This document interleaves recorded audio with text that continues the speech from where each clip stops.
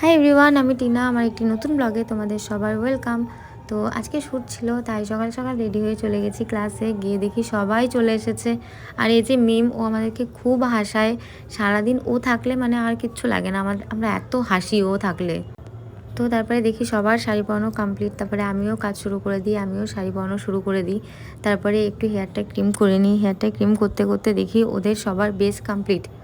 ওদের বেস পুরো কমপ্লিট হয়ে গেছে, তখন আমি কাজ শুরু করতে পারিনি। তো তারপরে আমিও বেসটা শুরু করে দিই। আর এই যে বেস করার পরে লুকটা ঠিক এরকম লাগছে, তোমরা অবশ্যই জানিও কেমন লাগছে। তো তারপরে আমি শাড়িটা চেঞ্জ করে দিয়েছিলাম, শাড়িটা আমার ভালো লাগছিল না তেমন একটা। তো তারপরে আমরা একটু টিফিন করে নিলাম। টিফিন করার পরে দিয়ে ওদের সবার শ্যুট কমপ্লিট, তখন আমি হেয়ার করছি, কারণ আমার শাড়িটা বাড়ি থেকে আসতে একটু লেট হয়ে গেছে।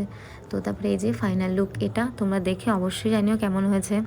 তোমরা যদি এরকম লুকস পেতে চাও তোমাদের স্পেশাল ডেতে, তো আমাকে অবশ্যই বুক করো। তো